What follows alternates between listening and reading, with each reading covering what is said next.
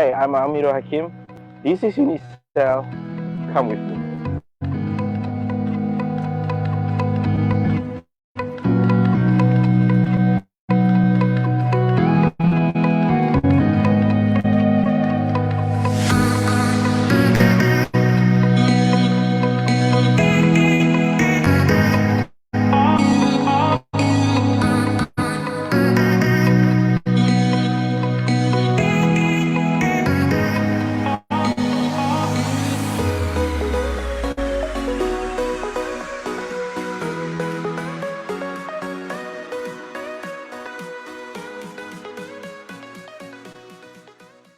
Unicell Explore kali ni kita nak bawakan something special sikit untuk anda semua.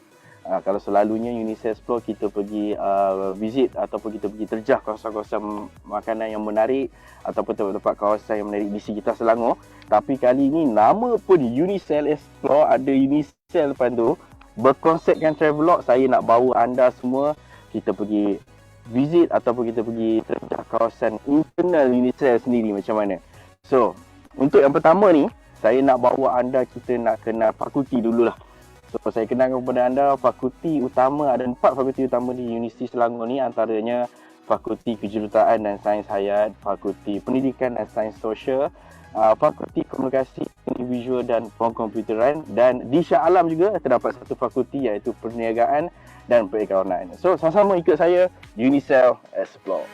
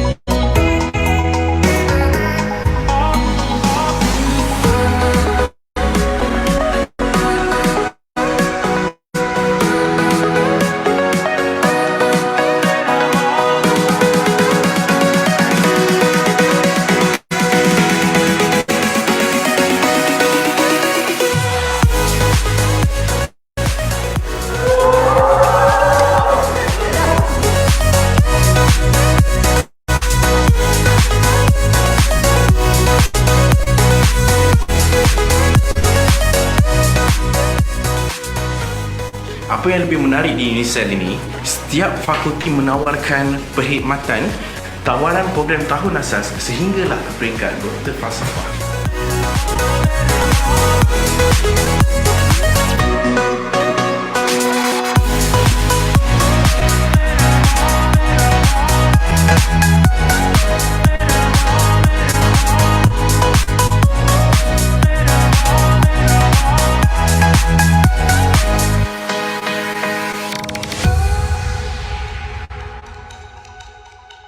Unicell merupakan pusat pendidikan kecemerlangan yang berkembang pesat di negeri ini. Dengan membawa nama Selangor, sudah pasti Unicell komited dalam melahirkan generasi muda yang profesional dan mempunyai nilai etika yang tinggi. Dan sekarang, Unicell Explore ni, saya nak bawa anda, sekarang saya berada di tengah-tengah kampus Bestari Jaya. Apa yang lebih menarik, kampus ni luasannya lebih 1000 ekar. Menarik bukan?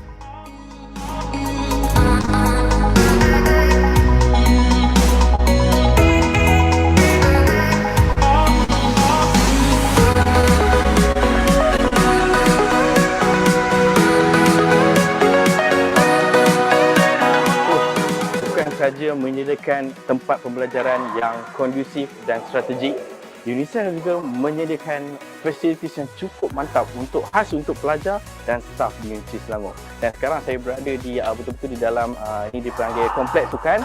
So ini adalah dewan badminton khas untuk pemain-pemain badminton dan juga terdapat dewan serbaguna di sini. So nak tahu apa lebih lanjut fasilitis yang ada di Unicell ini? Follow us, Unicell Explore, check it out.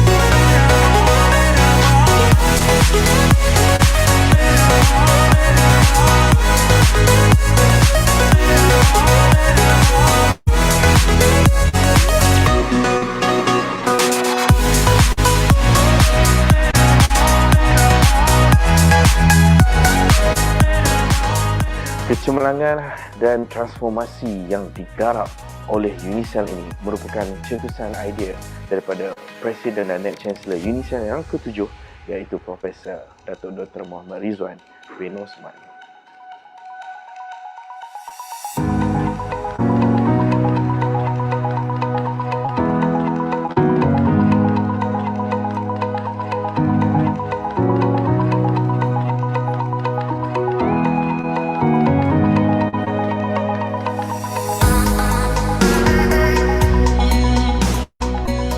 Dalam dunia semakin kompetitif, kepakaran yang dimiliki Unicell pasti mencapai kecemerlangan hingga ke peringkat global. Unicell, Auckland.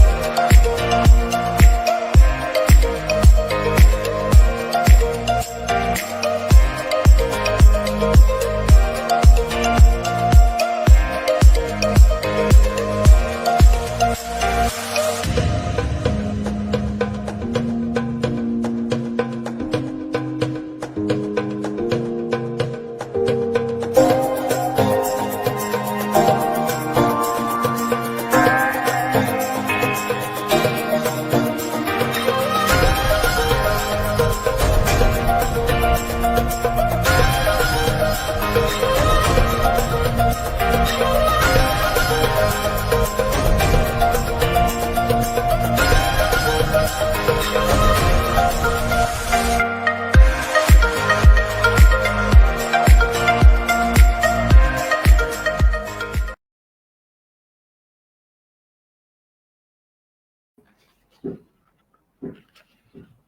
boleh mula. Okay, bismillahirrahmanirrahim. Assalamualaikum dan salam sejahtera semua. Okay, Alhamdulillah pada kali ini kita dapat bersama-sama untuk menghadiri satu webinar daripada Fakulti Kejuruteraan Sains dan Sains Hayat UNISAL yang bertajuk Vocational dan Teknologi Kejuruteraan Peneraju Industri Negara.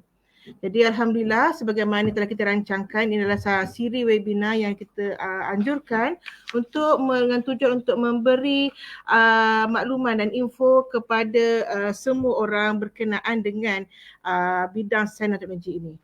Jadi untuk webinar ini kita ada 4 orang panel yang pakar dalam bidang masing-masing. Jadi saya perkenalkan yang pertama ialah Puan Nur Ain Syamsina binti Ibrahim. Beliau merupakan Ketua Unit Psikologi dan Kerjaya daripada Kolej Vocational Sungai Buloh.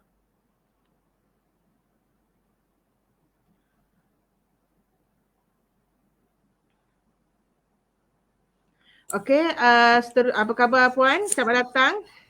Alhamdulillah. Okey, yang kedua kita ada Puan Nurul Fariza Izzati binti Muhammad Fauzi. Beliau merupakan Ketua Unit Psikologi dan Kerjaya daripada Kolej Vocational Kelang. Selamat datang Puan Nurul Fariza. Okey, di pihak UNISAL pula kita ada 2 orang panel, iaitu yang pertama Dr. Nur Azrina binti Idris. Beliau merupakan penyelaras program ISM Kepujian Teknologi Industri UNISAL. Apa khabar Dr. Azrina? Khabar baik. Assalamualaikum semua. Assalamualaikum. Dan akhir sekali kita ada seorang panel daripada 3 panel yang bunga ini kita ada seekor kumbang iaitu Dr. Muhtazul Haizat. Muhtara merupakan penyelaras program ISM Kejuruteraan Awam Kepujian. Khabar Dr. Haizat? Alhamdulillah, sihat. Apa khabar semua? Suara saya dengar? Dengar. Okey, untuk makluman kedua-dua Dr. Haizat dan Dr. Azrina ini merupakan rakan saya lah. Jadi untuk lebih mesra saya akan panggil saya akan bahasakan Dr. Azrina dan Dr. Haizat ni dengan panggilan glamour kami lah di tempat kerja. Okey, Dr. Azrina saya akan panggil Dr. Ina dan Dr. Haizat saya akan panggil Dr. Ijat. Jadi harap viewer tak pelik lah kenapa nama lain daripada yang tertera. Okey. So kita tidak meluang masa, tak nak meluangkan masa lagi. Kita pergi kepada soalan-soalan yang pertama. Okey, kita tumpukan kepada Puan Nur Ain daripada KV Sungai Buloh. Okey Puan Nur Ain, boleh tak Puan Nur Ain terangkan macam mana perjalanan pengajian di Kolej Vocational bermula daripada sijil ataupun bermula daripada SBM ataupun Civil Vocational Malaysia hingga ke DBM ataupun Diploma Vocational Malaysia. Dan mungkin Puan juga boleh terangkan apakah perbezaan di antara Diploma Vocational Malaysia DBM dengan Diploma Kemahiran Malaysia DKM dan Diploma Lanjutan Kemahiran Malaysia DSM. So saya serahkan kepada Puan Nur Ain. Jemput Puan Nur Ain. Okey, bismillahirrahmanirrahim. Boleh dengar suara saya? Boleh. Okey. Pertamanya saya nak ucapkan ribuan terima kasih kepada moderator iaitu Dr. Freddy di atas kesudian untuk menjemput pihak unit psikologi di bawah Kolej Vocational untuk bersama-sama dengan UNISAL memberi maklumat berkenaan dengan Kolej Vocational. Okey. Seperti yang telah kita ketahui sijil Vocational Malaysia ni ditawarkan kepada para pelajar lepasan daripada tingkatan 3 yang mana para pelajar menyambung pengajian mereka ke Kolej Vocational. Okey. Dan selepas daripada itu pelajar akan mengikuti program sijil selama 2 tahun. Okey, menyebut tentang sijil vokasional ni, saya sukalah untuk berkongsi sedikit paparan berkenaan perjalanan bagaimana pelajar-pelajar boleh mengikuti Susu Galur bila berada di kolej vokasional. Saya minta izin daripada moderator untuk saya kongsikan paparan ya. Boleh jemput pun. Boleh.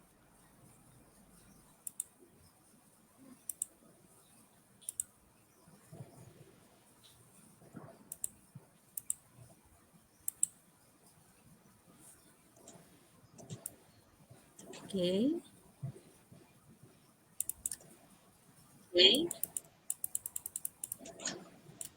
Okey. Berkenaan dengan struktur di kolej vokasional, perjalanan pelajar-pelajar yang akan mengikuti program di kolej vokasional ini, kalau dilihat daripada tahun pertama sijil, yang mana para pelajar bermula daripada tahun 1 dengan semester 1 dan 2, tahun 2, semester 3 dan 4 lah.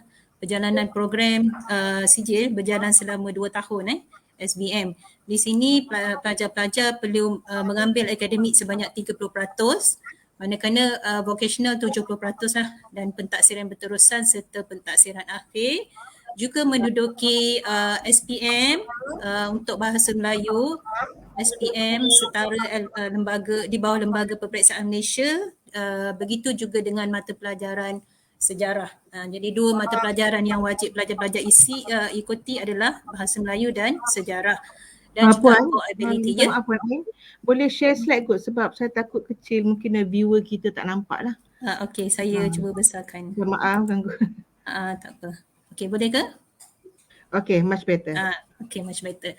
Okey, dekat sini bila selesai 2 tahun, okey, pelajar dekat sini juga mengambil peperiksaan di bawah Jabatan Pembangunan Kemahiran. Jadi pada peringkat sijil, 3 sijil yang akan para pelajar perolehi. Yang pertama adalah sijil Vocational Malaysia, yang kedua adalah sijil SPM di dalam paper Bahasa Melayu dan Sejarah. Okey, dan yang ketiga pelajar akan memperolehi sijil Vocational Malaysia, yang mana di situ ada akademik dan juga vocational yang mereka ambil. Dengan pointer CGPA mereka 2.0 dalam modul akademik, dan juga CGPA bagi semua mata pelajaran iaitu modul vocational 2.67, melayakkan mereka untuk menaik kita tawarkan kepada program diploma. Garisan merah ni, garisan putus merah ni bererti pelajar diberi peluang selain daripada di kolej vokasional, pelajar juga boleh melanjutkan pengajian di tempat selain daripada kolej vokasional sebenarnya. Okey, tetapi yang kita memberi peluang sebenarnya kepada para pelajar untuk menyambung pengajian diploma mereka dengan kita memberikan tawaran DBM kenaikan ke program diploma di kolej vokasional iaitu tahun 1 dan tahun 2, semester 1 dan 2 untuk tahun 1, tahun 2 untuk semester 3 dan 4. Yang mana minimumnya adalah 2 tahun lah pengajian di program diploma, dan mereka akan duduk di on job training selama lebih kurang 5 atau 6 bulan bergantung kepada program yang mereka ambil. Okey. Dan mereka juga diberikan ilmu kemahiran keusahawanan dan juga pengurusan keuangan. Dan hala 7 pelajar selepas daripada on job training ini, mereka akan pergi kepada alam kerjaya. 70% kita letakkan di bawah Kementerian Pelajaran Malaysia, di bawah BPLTV, menyambung pengajian sebanyak 20% dan 10% akan menjadi usahawan. Okey, bagi pelajar yang telah memiliki Diploma Vocational Malaysia, yang memiliki juga sijil kemahiran Malaysia pada tahap 3, mereka boleh menyambung pengajian kepada peringkat yang lebih tinggi iaitu diploma kemahiran. Sebab DBM ni adalah diploma di bawah vocational, kolej vocational yang mana pengiktirafan ke atas DBM ini dibuat oleh MQA dan juga MBOT. Manakala DKM adalah diploma yang diiktiraf oleh Jabatan Pembangunan Kemahiran. Kalau tadi pelajar SKM 3 iaitu semasa mereka berada di peringkat sijil, SKM mereka adalah di tahap SKM 3. Jadi mereka boleh menyambung lagi pengajian di mana-mana institusi yang menawarkan DKM. So DKM ni mereka akan pergi pada tahap 4 dan juga DLKM iaitu Diploma Lanjutan Kemahiran yang mana mereka akan pergi pada tahap 5. Seolah-olahnya mereka dah pergi kepada peringkat master lah. Ijazah, diploma lanjutan dia sama juga dengan ijazah. Tapi berada di kemahiran yang mana sijil tersebut dikeluarkan oleh Jabatan Pembangunan Kemahiran. Okey, saya rasakan sampai situ dahulu untuk persoalan yang diajukan oleh moderator dan saya serahkan semula kepada Puan Moderator. Terima kasih. Okey, terima kasih banyak Puan Nur Ain. Jadi kita dah nampaklah laluan kerjaya ataupun pengajian yang boleh mungkin ada viewer di kalangan viewer kita masih lagi berfikir apakah mereka nak meja ke mana selepas habis pengajian sekolah menengah PT3. Jadi seterusnya kita pergi kepada Puan Fariza.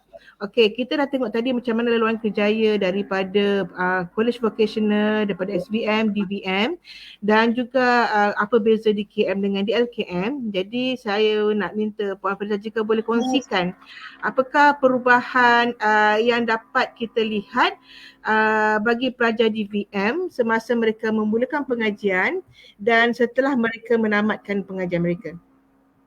Kita jemput Puan Fariza.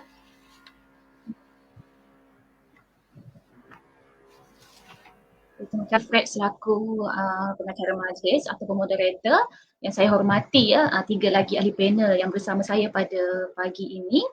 Okey, merujuk kepada persoalan yang diajukan oleh Dr. Fred tadi, bagaimana kita nak melihat perubahan pelajar DVM bermula daripada mereka belajar sehingga tamat pengajian. Sebenarnya banyak ya perubahan yang dapat dilihat kerana pada asasnya kami perlu mengukur outcome based education pelajar, iaitu pendidikan berasaskan hasil ni di mana mereka ni maksudnya pelajar-pelajar kami college vocational secara umum lah dinilai secara berkala bermula daripada mereka masuk ke college vocational seperti mana yang telah diterangkan oleh Puan Syamsina tadi, bermula mereka masuk sijil vocational Malaysia tu sehingga ke DVM lah, di mana OBE ni seperti yang saya katakan tadi, macam juga Puan Syafina kata, ia adalah salah satu daripada keperluan untuk akreditasi MQA itu tadi.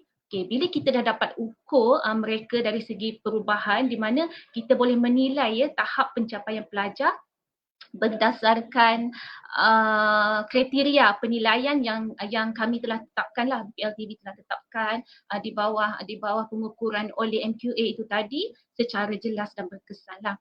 Jadi perubahan itu boleh kita lihat bagaimana Puan Ain ceritakan tadi, bermula daripada tahap SKM yang mereka ambil di sijil vocational Malaysia itu tadi sehingga ke diploma vocational Malaysia sehingga ke tahap 4 dan seterusnya lah. Okay, jadi kalau dapat lihat juga perubahan 6 bulan selepas menjalani DVM di college vocational, 6 bulan selepas itu mereka akan ke OJT, kami juga mendapat feedback yang positif semasa mereka menjalani latihan industri lah.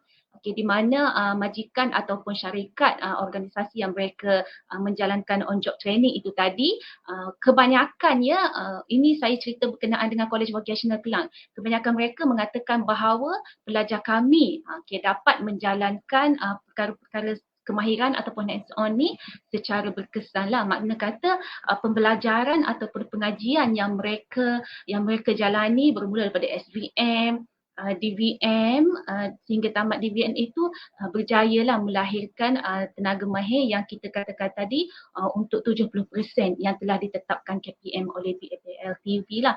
Okey, jadi di situlah kalau saya boleh cerita berkenaan dengan perubahan yang kami dapat lihat.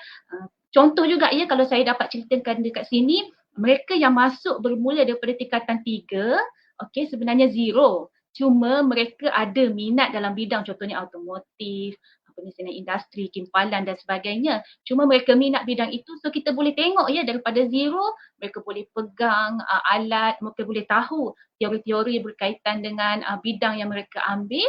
Okey, jadi di situ jugalah kita dapat buat pengukuran melalui pentaksiran berterusan dan sebagainya. Okay, jadi perkara-perkara ini kita boleh ukur secara berkala lah. Dan memang banyak perubahan yang boleh dilihat melalui pelajar College Vocational itu.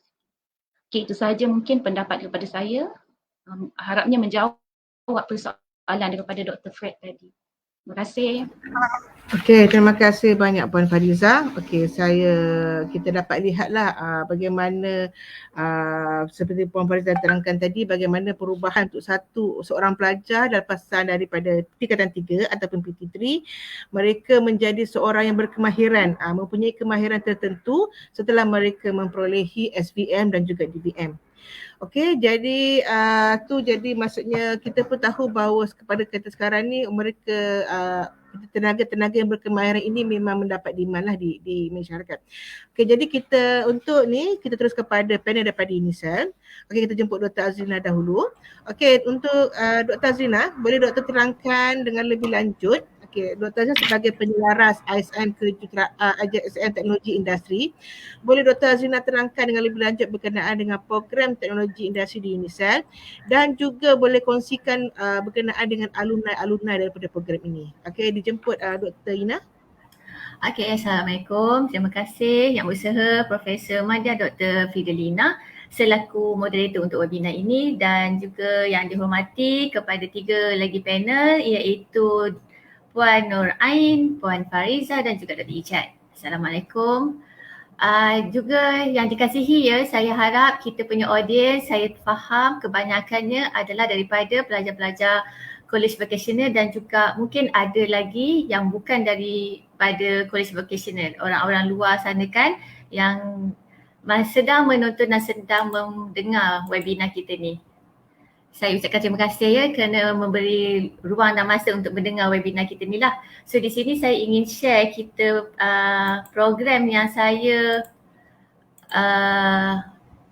diberi tugasan ya untuk menguruskan program yang diberi nama ISM Sains Kepujian Teknologi Industri. Boleh tampak slide saya tak? Tak nampak slide saya lagi ke? Belum keluar lagi Dr. Ina. Sekejap ya. Share screen. Okey. Dah nampak dah kot? Okey. Okey, sekarang saya buka slide saya je terus. Okay, so this is topik untuk kita, topik webinar kita pagi ini ya, vocational dan teknologi kejuruteraan peneraju industri negara. Jadi memandangkan topik ini memang dekat dengan fakulti kita, Fakulti Kejuruteraan dan Sains Hayat, dan saya selaku penyelaras ISM Teknologi Industri memang akan terus nak memperkenalkan kita punya program yang boleh untuk pelajar-pelajar college vocational nampak apa peluang yang ada di UNICEF. So ni skrin pertama ni saya memang share muka-muka pelajar-pelajar kita yang sangat gembira selepas selesai menghabiskan pengajian ISM Kepujian Teknologi Industri. Nampak sangat happy kan? So macam mana? Apa program ni sebenarnya? Program ini telah beroperasi bermula pada tahun 2013. Ia telah mendapat akreditasi penuh pada tahun 2016 dan baru-baru ini iaitu tahun lepas kita satu UNICEF telah diaudit daripada pihak ISO untuk mendapatkan persijilan IOMS ISO 211 dan kami satu UNICEF telah berjaya lah mendapatkan persijilan ini. Okay, that is on the persijilan apa yang kita ada di fakulti kita lah.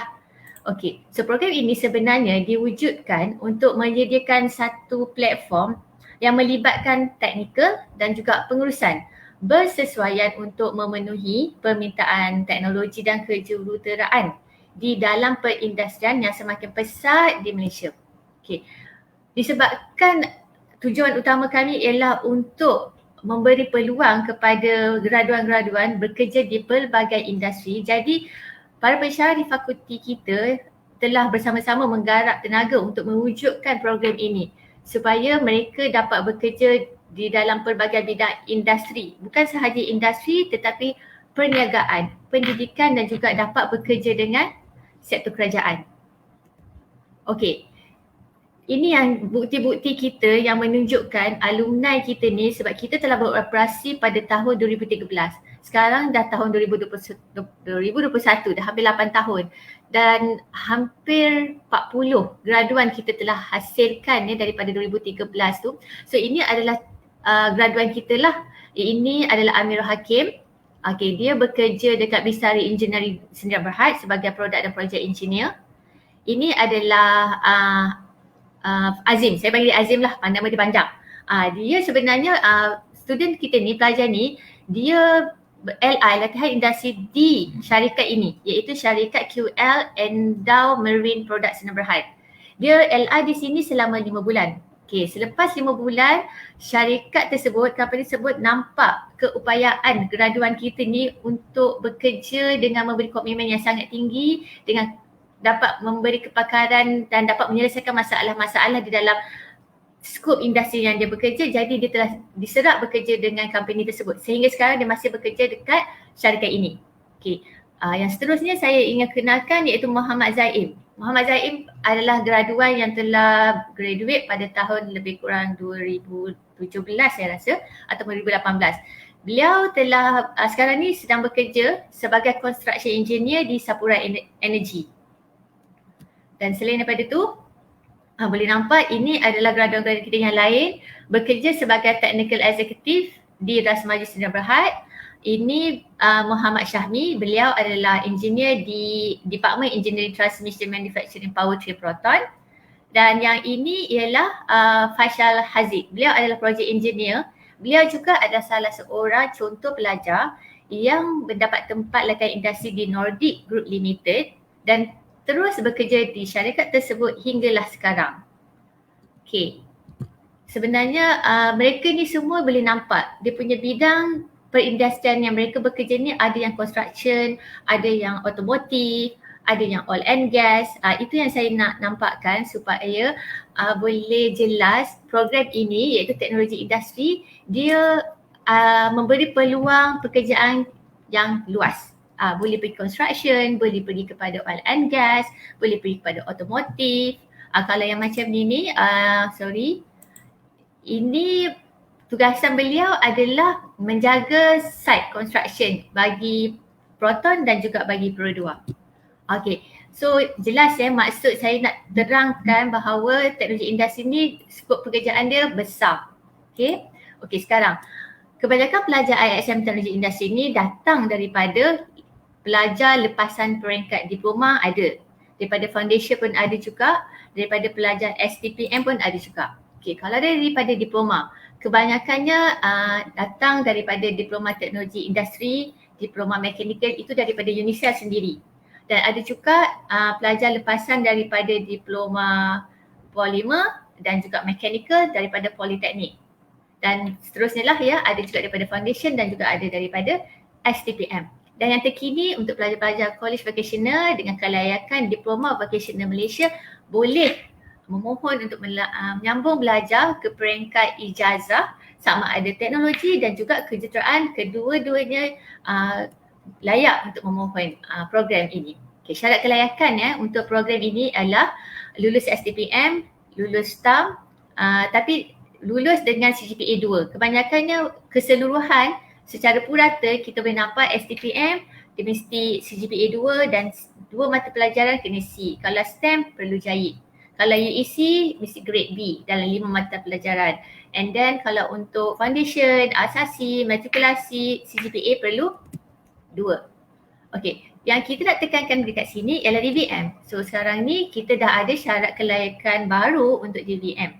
Okay, lulus diploma vocational dari institusi diiktiraf oleh Kerajaan Malaysia dalam bidang berikut. Okay, saya memang pasti pelajar-pelajar college vocational daripada mana-mana cawangan, sama ada Sungai Buloh ke, sama ada Port Dickson, sama ada Kelang, okay, akan ada program diploma ini iaitu teknologi elektrik, teknologi elektronik, teknologi kimpalan, teknologi pembinaan, teknologi permesinan industri teknologi penyejuk bekuan dan penyaman udara, troubleshooting, pembaik pulihan dan penyelenggaraan peralatan elektronik. Ini semua adalah program-program di dalam college vocational.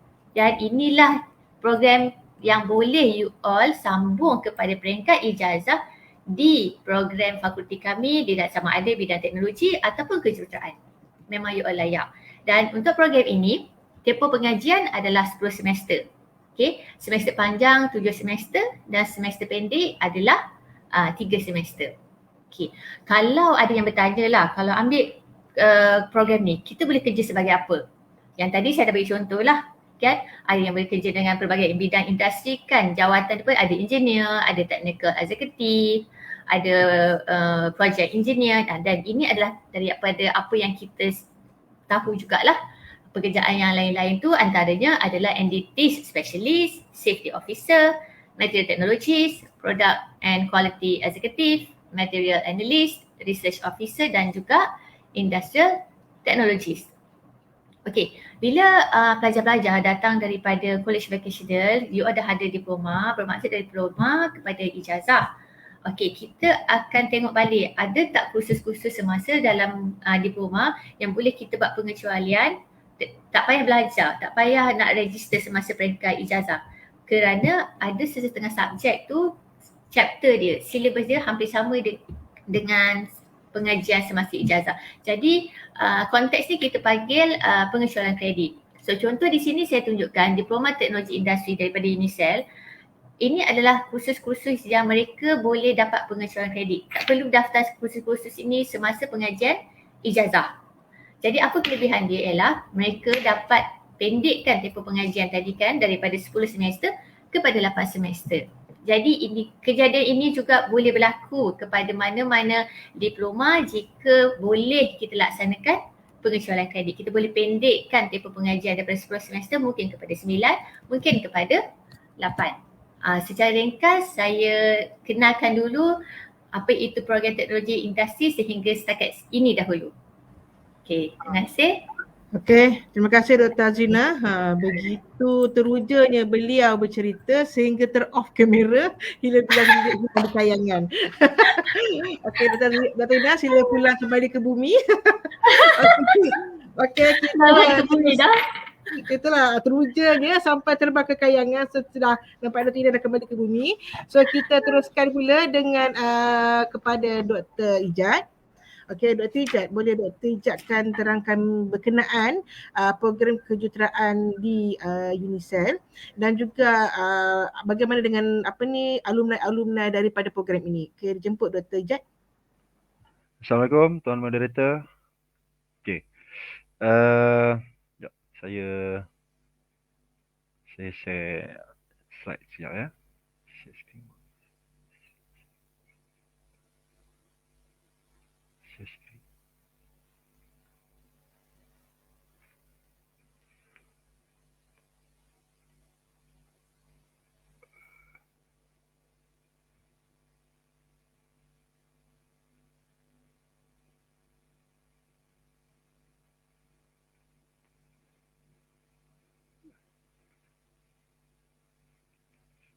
Okey, boleh nampak saya punya?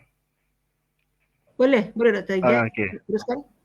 Assalamualaikum, selamat pagi semua sekali. Alhamdulillah saya diberi kesempatan pada hari ini untuk bersama-sama dengan rakan-rakan saya daripada College Vocational dan juga daripada UNICEL untuk membincangkan saya rasa topik yang sangat penting lah yang akan memberi lebih penjelasan saya rasa kepada adik-adik yang daripada mana-mana lah yang nak belajar, terutamanya daripada college vocational yang ada diploma DVM apa peluang yang ada. Jadi tadi terima kasih kepada Dr. Ina yang telah menjelaskan tentang program teknologi. Jadi saya di sini akan menyambung penerangan berkaitan dengan program kejuruteraan. Jadi saya rasa mungkin ada yang tertanya-tanya apa perbezaan antara program teknologi dan program kejuruteraan. Yang itu nanti saya akan sentuh sikit lah. Cuma saya nak jelaskan di sini bahawa kita di Fakulti Kejuruteraan dan Sains Hayat UNISEL, FELS, kita ada offer kos dalam bidang teknologi dan juga kos dalam bidang kejuruteraan. Okey. Jadi secara ringkas dia, dekat sini kita boleh nampak lah, untuk bidang kejuruteraan, kita ada offer 3 bidang yang utama, iaitu Bachelor of Engineering. Okey, dia ada nama baru dah ni, Bachelor of Engineering, Civil Engineering with Honours ya. Maksudnya kita ada 3 ijazah sarjana muda kejuruteraan awam dengan kepujian. Yang kedua, kita ada ijazah sarjana muda kejuruteraan electrical dengan kepujian, dan kita ada ijazah sarjana muda kejuruteraan mechanical dengan kepujian. Okey. Untuk kos kejuruteraan ni, kita diakreditasi oleh Engineering Accreditation Council Malaysia ataupun EAC. Jadi kalau ada adik-adik yang nak menyambung dalam bidang kejuruteraan, tak susah untuk tahu kos tu mendapat akreditasi ataupun tidak. Jadi boleh melawat terus dekat dalam website EAC. EAC ni adalah satu bodies daripada Board of Engineer Malaysia lah, yang dipertanggungjawabkan untuk monitor ataupun accredit kos-kos kejuruteraan dekat yang ada dekat Malaysia lah. Dia adalah satu bodies yang juga akan dipantau oleh international bodies lah, yang kita panggil sebagai Washington Accord. So boleh masuk ke website dia, www.eac.org.my, kemudian pergi dekat list of accredited engineering program Malaysia. So akan nampak nanti dekat situ UNISEL. So akan nampak lah semua kos-kos ni. Jadi maksudnya dekat situ kita punya course engineering ni memang kita mendapat full accreditation daripada EAC. Jadi selain daripada course engineering, kita juga ada course diploma ya. Okey, yang ni saya tak tentu detail lah. Okey, jadi saya rasa perkara yang saya nak bincangkan ataupun terangkan lagi di sini adalah apakah perbezaan antara engineering dan juga teknologi ataupun kejuruteraan dan juga teknologi. Okey. Sebab tu kalau kita tengok sekarang macam kempen kerajaan pun, bila kerajaan kata STEM kan, kita nampak science,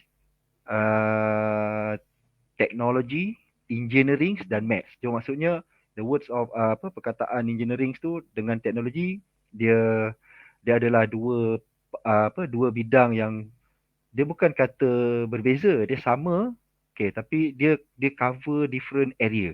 Okay. So saya explain dekat sini sebab pelajar-pelajar yang mempunyai kelulusan DVM juga berkelayakan ya untuk memohon degree di dalam bidang kejuruteraan. Okay, jadi sebelum tu saya tunjukkan sikitlah satu presentation ni yang mungkin akan memudahkan kita untuk memahami lah apa dia engineering dan apa dia teknologi ya. Jadi sebelum tu sebenarnya kalau kita tengok dalam level pengajian kan, kita ada sijil, kita ada diploma dan kita ada degree. Jadi sebelum ini kalau kita tengok dalam sudut teknikal, so degree pelajar akan mendapat ijazah di dalam kejuruteraan. Okay? Tapi bila bila industri teknikal tu dia menjadi semakin besar, terutamanya kalau kita lihat macam di Jerman, dia menjadi semakin besar. So lama kelamaan dia berlaku pembahagian lah. Maksudnya untuk supaya segmental, kita segmentkan industri tu kepada dua, iaitu kepada kejuruteraan dan juga kepada teknologi. Kejuruteraan ni basically dia tertakluk kepada akta. Nanti saya akan cerita sikit lah apa akta dia tu. Akta 138. Okay. So kalau kita lihat dekat sini ini adalah sekuen ilmu tu kan, maksudnya kita daripada fundamental science, engineering science, teknologi, engineering teknologi dan juga product teknologi. So kalau kita tengok, saya ambil satu contoh example lah, ni semua example, mungkin nanti adik-adik lebih mudah nak faham kan. Kita ambil satu fundamental science ni yang paling mudah lah, kita ambil force kan, belajar dekat dalam fizik, F equal to MA ke, apa-apa sajalah kan, tak semestinya ini, apa-apa saja asas dalam sains. Jadi sebenarnya daripada formulation tu, dekat situ kita boleh kembangkan dia untuk jadi basic kan, basic engine. So maksudnya orang create something untuk jadi engine lah. So daripada situ, contohnya orang boleh buat kereta kan. So jadi lagi cantik, jadi kereta. Jadi daripada kereta tu tadi, so kita improve kan, kita improve, kita letakkan elektronik dan sebagainya, dan finally kita boleh tengok teknologi kereta tu dia jadi lagi better lah. So kita nampak knowledge tu kan, daripada asas sains tu tadi, fundamental, kemudian macam mana engineering science engineering science ni dia terlibat untuk create something yang baru. Jadi daripada situ kita cuba buat something, contohnya dalam kes ni kereta, dan improvement of kereta kan, nak jadikan dia lebih better, lebih cantik, lebih laju, lebih selamat dan sebagainya, dan itu adalah produk teknologi. So kalau kita tengok dekat situ, kita boleh segmentkan lah. Siapa yang akan ambil bachelor science kan, sebenarnya dia banyak works dekat dalam fundamental science dan juga engineering science lah. Dan bachelor of engineering ni dia akan ada dekat fundamental science, engineering science dan juga engineering technology. Okay, dan bachelor of technology ni dia akan banyak berada pada kawasan yang to improve teknologi yang sedia ada lah. Jadi secara kasar lah, secara asasnya lebih kurang beginilah perbezaan dia kalau saya nak jelaskan antara teknologi dan juga engineering. Okay. Jadi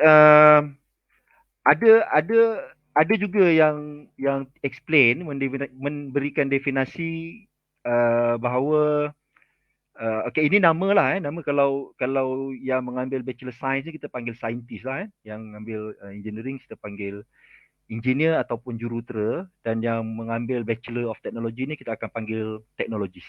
Okay. Jadi scientist ni orang kata dia discover what was not known. Maksudnya saintis ni dia akan sentiasa cari apa yang orang belum jumpa lah kan.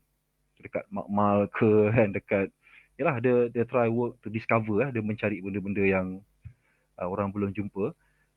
Dan engineer ni kita boleh kata dia create what did not exist. Maksudnya apa yang belum wujud tu so kita buat kan. So engineer dia akan buat.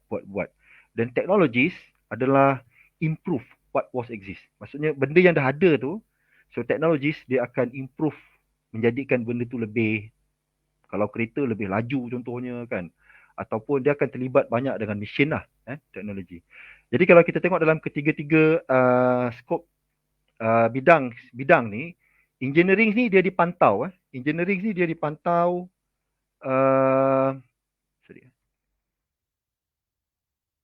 oleh Akta Pendaftaran Jurutera tahun 1967. Act 138. Maksud dia engineers ni sebab apa? Sebab apa engineers ni dia perlu ada satu akta yang memantau. Maksudnya yang perlu engineer ni dia perlu mendaftar. So sebab kalau kita tengok ke dalam ketiga-tiga area ataupun job scope ni, kita akan nampak engineer ni dia create tau. Engineer ni sebenarnya yang akan close to, yang akan rapat dengan masyarakat. Maksudnya rapat dengan masyarakat, dia cipta satu benda baru, adakah benda itu okey kepada masyarakat ataupun dia akan bawa mudarat.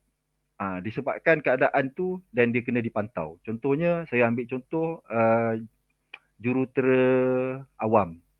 So jurutera awam, apa pun orang yang buat kan, maksudnya teknologis yang terlibat dalam kerja tu ataupun engineer, siapa saja yang terlibat, akhirnya dia akan kita akan hasilkan satu drawing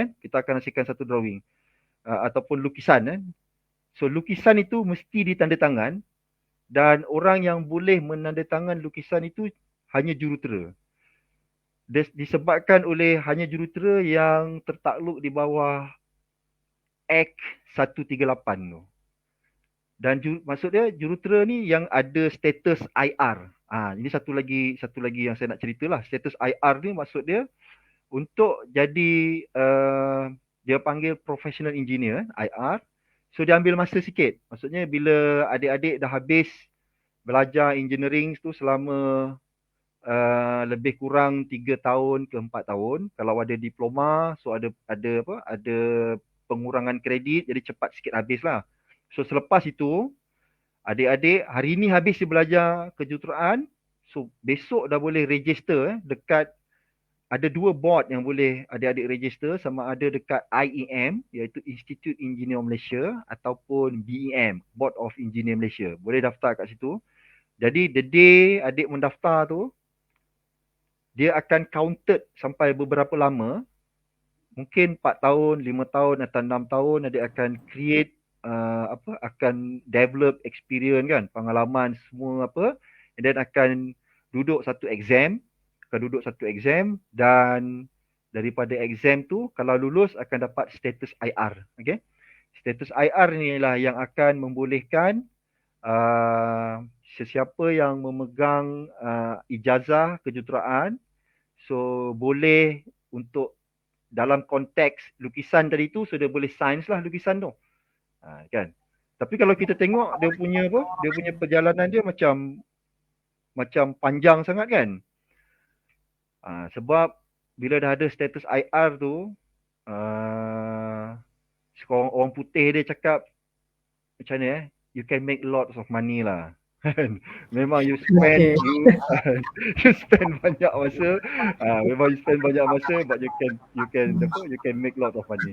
Okay, so saya dah sikit je satu lagi ni, saya pergi kepada saya punya alumni lah. Ini antara alumni lah, cuma saya nak tunjukkan alumni daripada engineering. Okay, yang ni, this is the status lah IR ni. Kalau ada, then you allowed to boleh sign lah. Okay, terima kasih. Okay, Dr. Okay, terima kasih Dr. Ijat. Okay, so kita nampaklah bila untuk ambil engineering ni dia ada satu lagi title khas IR. Macam orang buat PhD ada title doktor. Jadi untuk engineering ni dapat title IR. Jadi kalau title IR tu macam orang akan lebih pandang tinggi lah. Dan dia misalnya ada satu level yang lebih tinggi daripada yang lain. Satu juga tadi juga Dr. Ijat ada terangkan berkenaan dengan kita ada teknologi ini kejuruteraan dan kita juga ada teknologi kejuruteraan iaitu maksudnya term yang barulah Dr. Ijat tadi pun sudah terangkan. Okey, jadi kita telah mendengar benda yang agak berat tadi, jadi kita akan berehat sebentar. Jangan kita akan sambung semula selepas ini. Okey, kita take file dulu. Terima kasih.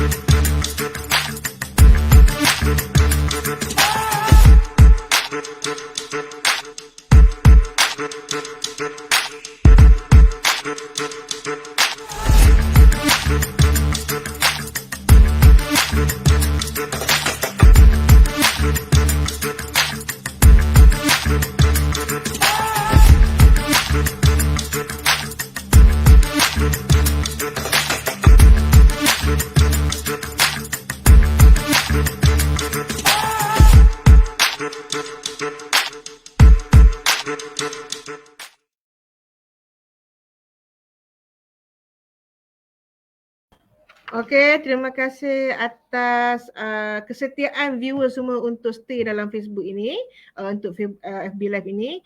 Okey, jadi kita pergi kepada round kedua untuk soalan ini ya. Jadi saya akan teruskan soalan kepada Puan Ain. Okey, Puan Nur Ain tadi berkenaan dengan pelajar setelah dia habis DBM ataupun lepas DBM.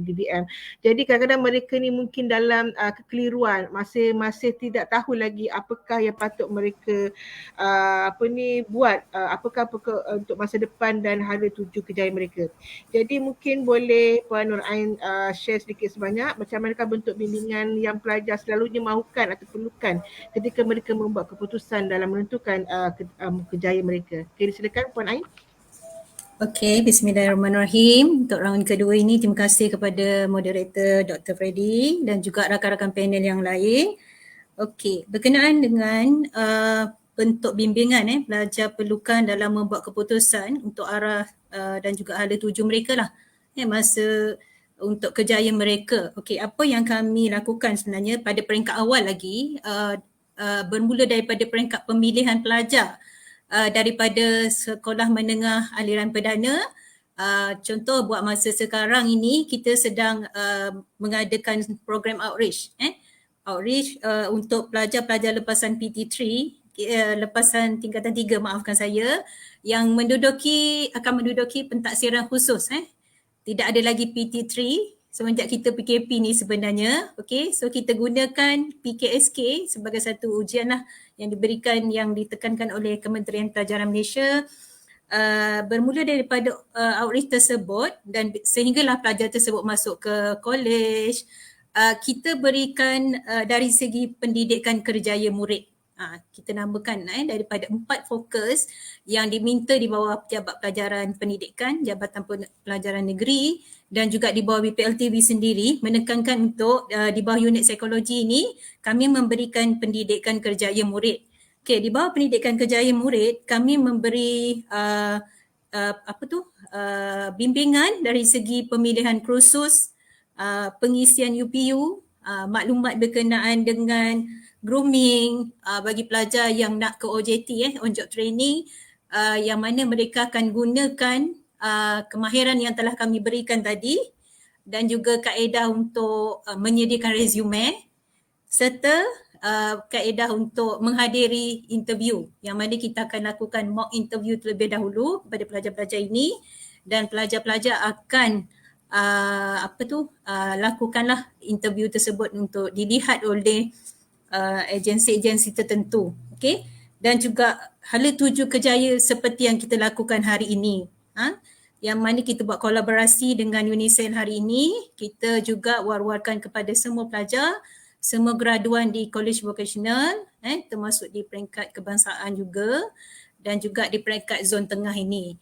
Jadi harapan kita semoga apa yang kita lakukan untuk hari ini, kolaborasi bersama dengan UNICEF ini, pelajar-pelajar dapat membuka minda mereka lah untuk mereka buat pilihan yang tepat. Sebab pelajar-pelajar ni bila ada question sahaja di mind mereka, mereka akan menghubungi unit psikologi, sama ada secara WhatsApp ataupun call atau bila boleh bersemuka mereka akan hadir untuk bersemuka.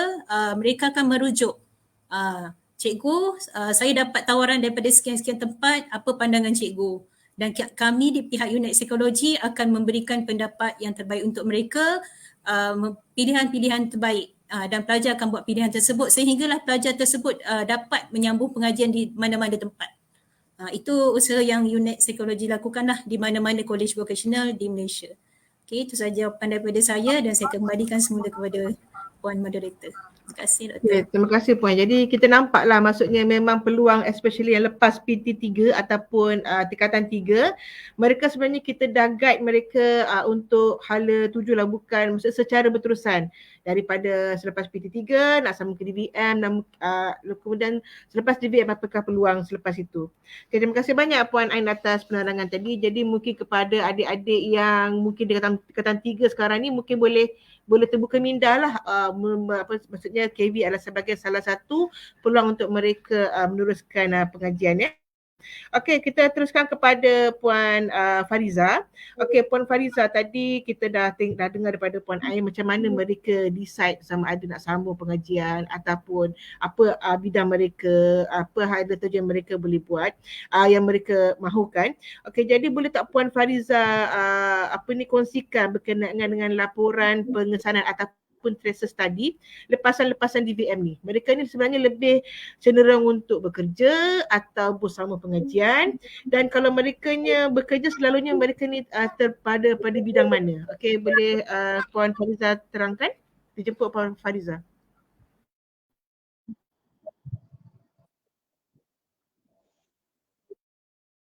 Okay, kepada Dr. Fred tadi apa yang diajukan tadi, okay, berkenaan dengan kebolehpasaran graduan ya, kalau boleh saya share, nampak ke kalau boleh saya share trend ataupun data kebolehpasaran graduan kami bermula daripada first batch, okay, first batch belum keluar lagi KB Klang. Okay. Okay, dah keluar dah. Kalau kita dapat lihat ya analisa keseluruhan, okay, kalau boleh lihat ya analisa keseluruhan tracer study lah kalau bahasa ringkasnya, daripada 2017, okay, saya fokus kepada persoalan yang diajukan oleh Dr. Fred tadi. Sambung pengajian kami bermula untuk first batch tu hanyalah 5 orang sahaja, di mana ianya daripada bidang automotif seorang. Okay, kalau boleh lihat tabel yang saya tunjukkan ini, daripada Kimpalan pula seorang, daripada pembinaan 2 orang, dan daripada pemesanan industri seorang. Dan juga kalau dapat tengok data tidak bekerja di sini sebenarnya merujuk kepada pelajar-pelajar yang sudah membina keluarga. Jadi mereka lebih selesa menjadi suri rumah dan sebagainya lah. Okay, kalau ikutkan peratusan, kalau boleh saya kongsikan ya, mengikut data peratusannya daripada tabel tadi, iaitu sambung pengajian hanyalah 2% sahaja daripada keseluruhan pelajar di college vocational pada graduan 2017. Tidak bekerja 3%, bekerja 91 dan usahawan 44% lah. Dapat lihat juga ya pada tahun 2018, di mana kalau dapat kongsikan bagi sambung pengajian pula adalah 15 orang. Okay, naik ya, di mana perakaunan 2 orang yang sambung belajar, dalam bidang elektronik 3, Kimpalan 3, pembinaan 1, pemesanan industri 3, sebab kami ada kos yang baru, pemprosesan kayu dan kemasan 1, dan juga penyejukan dan penyamanan udara lah seramai 2 orang, menjadikan total sambung pengajian pada tahun 2018 untuk KV Klang seramai 15 orang. Di mana kalau saya dapat kongsi ya, peratusan kebolehpasaran graduan kami 2018, 7% yang sambung pengajian, manakala tidak bekerja 1% dan usahawan 4%. Okay, kalau dapat lihat ya, trend semakin menaik daripada 2017 tadi sehingga 2018, dan berbalik kepada 2019 di mana 12 orang yang berminat untuk sambung pengajian dalam bidang perakaunan 3 orang, otomotif 1 orang, okay, elektrik 2 orang, elektronik 3, Kimpalan 1, pembinaan 1, pemesanan industri 1, menjadikan totalnya adalah 12 orang. Mana kita boleh lihat ya, ada kos yang pada asalnya memang tak sambung belajar tapi mereka dah mula berminat untuk sambung belajar. Okay.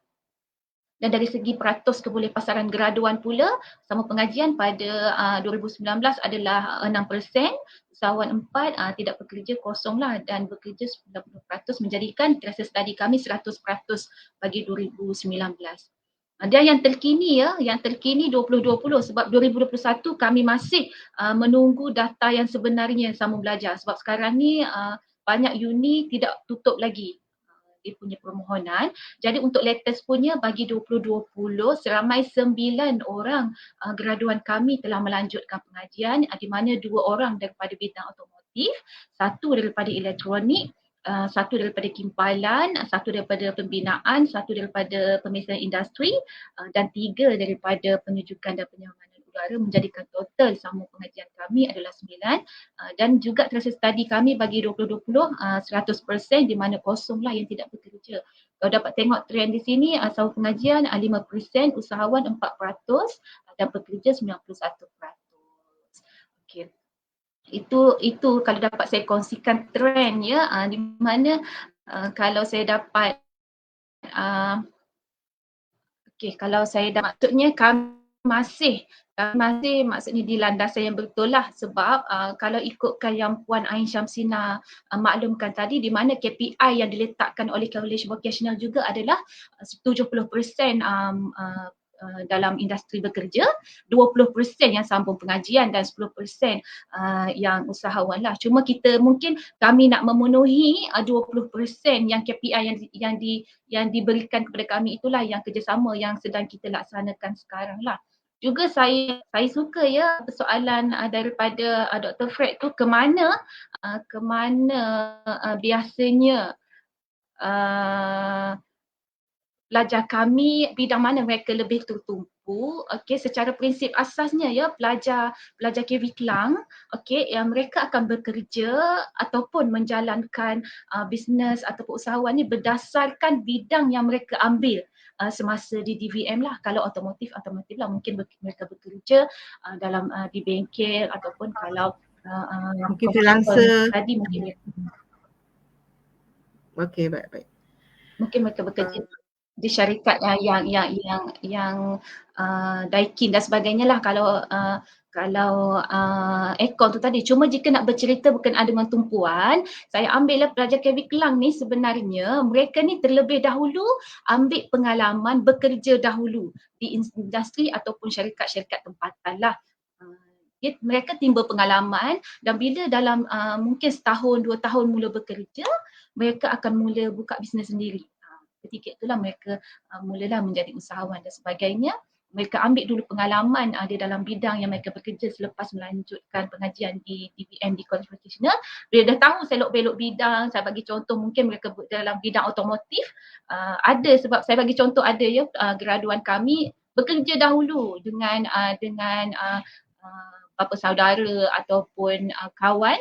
Lepas tu bila dah tahu macam mana selok-belok perniagaan bengkel contohnya, mereka kumpul modal dan sebagainya dan mula membuka perniagaan sendirilah. Jadi saya boleh katakan di sini pelajar College Vocational Kelang secara umumnya mereka akan bekerja dan tumpuan mereka di dalam bidang yang mereka ambil semasa di College Vocational. Semoga menjawab soalan daripada doktor. Terima kasih. Okey, terima kasih Puan Fariza. Jadi kita nampaklah pelajar lepasan DVM ni memang berkemahiran sehingga kita dapati bahawa sebahagian besarnya bekerja. Tapi hanya maksudnya ada dalam 20% saja yang menyambung pengajian.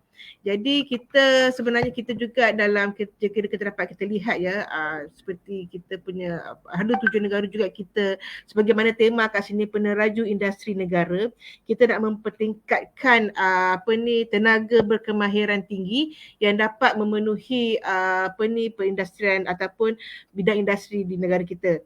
Sebab seperti mana kita tahu bahawa kemajuan sesuatu negara tersebut juga bergantung kepada industri di negara tersebut. Jadi saya nak bertanya kepada Dr. Haizat lah berkenaan dengan industri peneraju industri negara. Maksudnya kita ada dasar perindustrian negara. Jadi mungkin Dr. Haizat boleh terangkan sedikit berkenaan dengan dasar perindustrian negara ini dan juga bagaimana graduan dalam bidang sains, teknologi kejuruteraan boleh fit dalam demand untuk sebagai peneraju industri negara ini. Jadi dijemput Dr. Haizat. Okay, terima kasih Dr. Fred. Dasar perindustrian negara kalau kita lihat sejarah dia, Malaysia memang kita punya direction memang untuk menjadi sebuah negara industri lah. Maksudnya daripada tahun 50-an lagi, yang mana masa tu kalau kita lihat kita punya ekspor lebih kepada komoditi getah dan juga biji timah. Tapi industri dah ada. Tapi industri masa tu dia lebih kepada gantian import. Gantian import ni maksudnya industri tu dia fokus kepada apa yang support ekspor komoditi yang kita buat tu. Tapi isu komoditi ni dia tak stable kan. Dia tak stable. Jadi bila tak stable, dia menyebabkan kalau kita lihat pada tahun 70-an, jadi negara kita dah start fokus kepada ekspor. Tapi ekspor kita masa tu lebih kepada industri-industri yang memerlukan ramai pekerja lah. Sehingga ke tahun 80-an kalau kita lihat ada beberapa kelemahan kita tengok. Maksud dia kelemahan antaranya adalah kita punya ekspor tu lebih fokus kepada industri elektronik. Dan juga apa dia panggil assembling assemble kan. Dia lebih tertumpu kepada beberapa industri lah. Jadi daripada situ kerajaan telah adakan dia panggil kajian dasar perindustrian negara dan juga pelan induk perindustrian pada tahun 80-an. So itu memang menunjukkan macam mana kerajaan begitu serius untuk negara kita menjadi sebuah negara industri. So kalau kita tengok dekat dalam pelan induk perindustrian pun ada 3 perkara yang di-highlightkan oleh kerajaan. Yang pertama, perkilangan adalah catalyst. Perkilangan tu adalah catalyst dalam perindustrian. Yang kedua, kita akan menggunakan banyak sumber asli kita lah. Dan yang ketiga, kajian penyelidikan. That's why kalau kita tengok kerajaan memang membelanjakan banyak grant kajian yang berkaitan dengan industri. So negara kita memang bersedia, kita memang fokus untuk menjadi sebuah negara industri. Cuma persoalannya kita berjaya ataupun tidak. Dan kejayaan tu dia terletak dekat tangan kita. Maksudnya tangan-tangan adik-adik semua ni kan yang berlatar belakangkan teknikal. Sebab kalau kita tengok waktu sekarang, demand dekat dalam industri adalah yang pertama kualiti. Tapi kualiti saja tak cukup. Dia ada yang kedua. Yang kedua adalah fast, cepat. Dia mesti kena ada kualiti, dia mesti kena cepat. That's why kalau kerja kan, siapa yang pernah buat on job training, tahu kan. So bila you punya bos bagi kerja je, sebenarnya dekat dalam bos punya mind tu apa? Kerja tu dah siap semalam. Dia orang nak cepat. Okay, kualiti semua orang boleh buat. Cepat tak semua orang boleh buat. Pelajar-pelajar yang ada asas teknikal yang kuat, contoh dia pelajar-pelajar college vocational ada asas teknikal, maksud dia ada praktikal yang kuat, ada advantage yang kedua, cepat. So that's why saya cakap macam adik-adik ni yang daripada college vocational ni, you ada peluang yang cepat, yang lebih bagus sebenarnya. Kalau you sambung belajar, you mesti kena sambung belajar sebab itu memang nature dekat industri kan. Kalau you ada diploma je, memang you akan ada dekat that position lah. Kita akan pergi ke mana-mana kan. Tapi bila you ada degree and then baru yang jadi dengan kemahiran teknikal, you dapat memenuhi 2 cabaran tu tadi, kualiti dan cepat. Dan dalam masa yang sama, you ada degree, so you boleh pergi lebih tinggi. So itu adalah advantage. Dia keadaan dah berubah. Kita adik-adik dah tak boleh dengar lagi macam orang dulu cakap selalu dengar kan, mak-mak cakap, atuk-atuk cakap ke, pakcik-pakcik cakap. belajar masuk universiti, keluar dapat gaji besar. Salah. Keadaan dah sangat berubah dah. Dia bukan macam tu lagi. Semua orang mesti kena masuk universiti. Sebab universiti ni dia macam satu, semua orang perlu, kalau dulu semua orang perlu sekolah kan. Sekarang semua orang kena masuk universiti. Dia memang macam satu keperluan. Tapi you kena plan. Adik-adik kena plan. Belajar sampai umur 25 tahun. You belajar sampai umur 25 tahun, okay, you habiskan you punya DVM and then you sambung belajar, buat degree, you habis 25. Selepas 25 sehingga 35 tahun, adik-adik fokus kepada bidang tu dan kerja pada bidang tu. Selepas umur 35, you do business. Buat business atas bidang tu. Sebab penting kenapa kena buat business? Sebab dengan buat business, adik-adik boleh create peluang pekerjaan. Itu yang penting. Baru industri tu tadi, dia expand tau. Industri tu boleh jadi besar. Kita dengar macam-macam kan. Orang cakap pasal belajar susah-susah, teknikal, jadi teknologis ke, jadi jurutera ke, tapi tak dapat kerja. Kita tak boleh salahkan orang. Kita sendiri sebenarnya yang perlu create peluang pekerjaan tu. Sebab government memang dah sediakan ruang. That's why kalau kita tengok sub-bidang apa yang bagus untuk pelajar-pelajar DVM, ambil sambung belajar semua kan. Semua sub-bidang yang ditawarkan di KV itu memang diperlukan di industri. Semua. Sebab government memang dah plan dah dekat dasar perindustrian negara ni, government dah plan bukannya setahun, 2 tahun, 5 tahun, bukan. We are talking about something yang 40-50 tahun yang lepas. Semuanya telah dirancang dengan teratur. Dan untuk menggerakkan benda ni, kita lah, adik-adik lah kena menggerakkan. Kunci dia satu je, fokus. Kena fokus. Kalau contoh ambil teknologi bangunan, ambil teknologi bangunan, so fokus. Habis belajar lagi, kerja mesti bidang tu. Biarlah ada kawan dekat sebelah buat insurans ke contoh. Saya bagi satu contoh. Bukan, maksud saya ada orang yang kat sebelah jual air kan. Apa kau pergi buat kerja teknologi pembangunan tu dapat gaji 1,500, aku jual air je boleh dapat 2,000, 3,000. Itu bukan isu dia. Isu dia adalah fokus. Sebab bila you fokus, selepas umur you 35, and then insyaAllah you boleh sukses, you kena boleh buat bisnes, and then dekat situ you akan create peluang pekerjaan dan you boleh bagi kerja lagi dekat orang-orang lain. So itu sikit saya punya pandangan ya, Tuan Moderator. Terima kasih. Okey, terima kasih banyak Dr. Aizat. Yalah, kita pun baru-baru ni orang selalu momok-momokkan kerja belajar susah tapi bila kerja gajinya taklah susah. Lagipun sekarang ni mungkin ramai adik-adik kita yang sedang belajar ni, yang remaja ni, dia terpengaruh dengan TV yang semuanya gaya-gaya korporat. Itu semuanya indah di kaca TV saja. Realiti tidak sebegitu.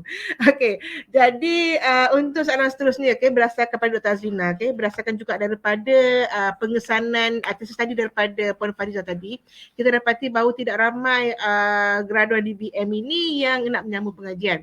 Jadi mungkin Dr. Azrina boleh kongsikan pengalaman ketika Dr. Azrina sambung pengajian dan juga bagaimana kebaikan dan benefit yang mereka dapat sekiranya mereka sambung pengajian.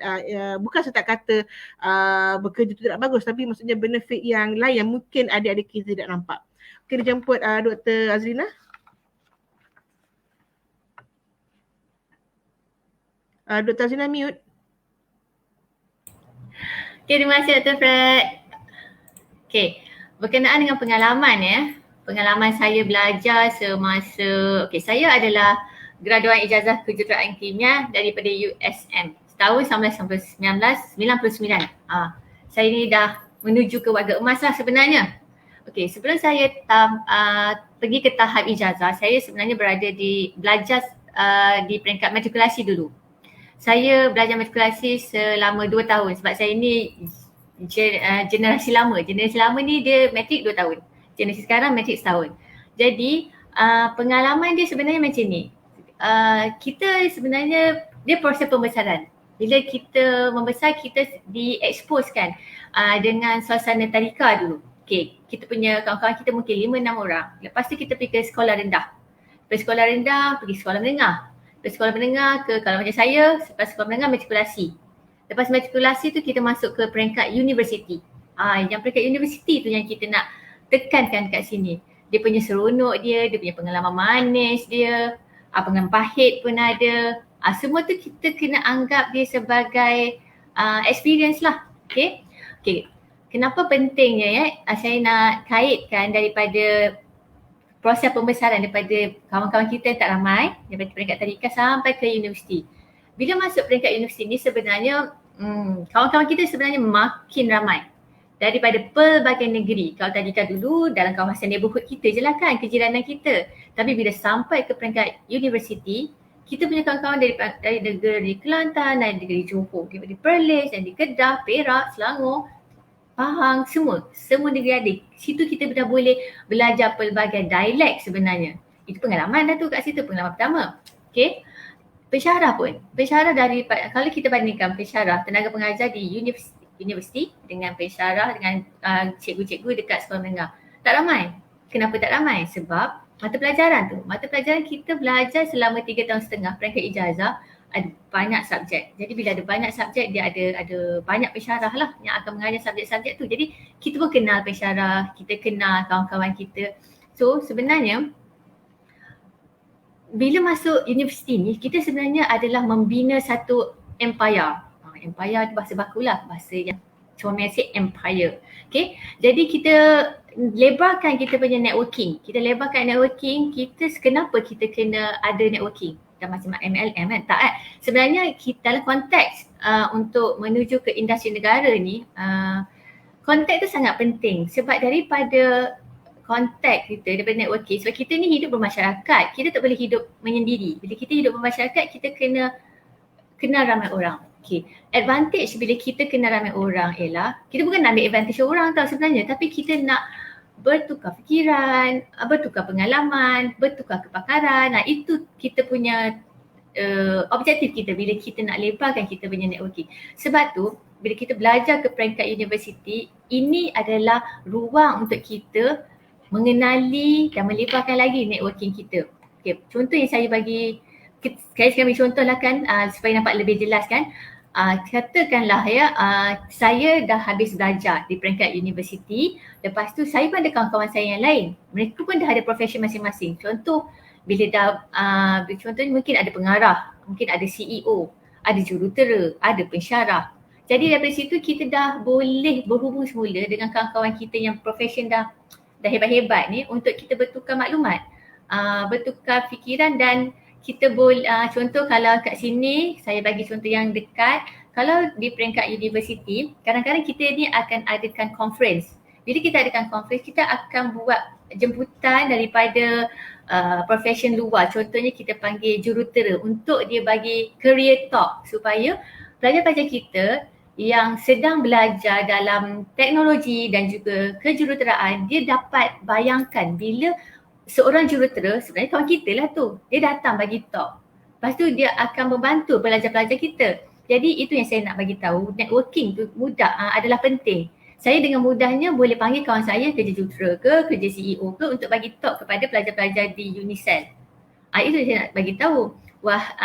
Kepada pelajar-pelajar adik-adik yang qualificationer, kalau you belajar sampai ke peringkat yang lebih tinggi, ke universiti, cara kehidupan dia berbeza. Daripada networking tu, bila you dah berumur 25, 35, networking tu sangat penting sebenarnya.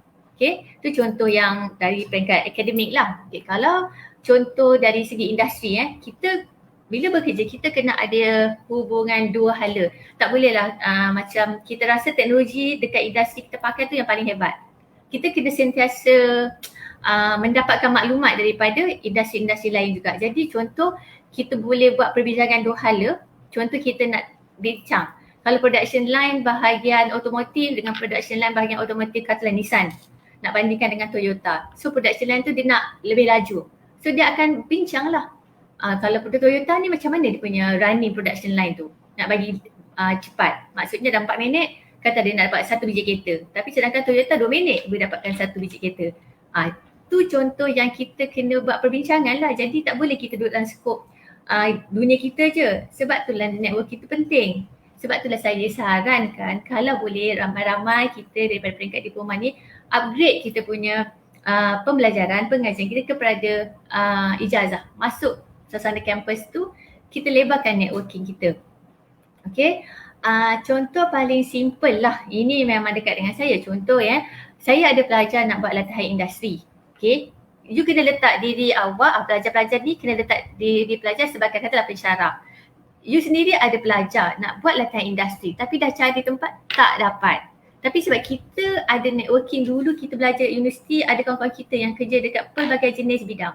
Jadi dekat situ kita boleh blastkan resume kita punya student tu dekat melalui WhatsApp group, melalui Telegram kepada kita punya kawan-kawan yang networking yang saya cakap tadi tu.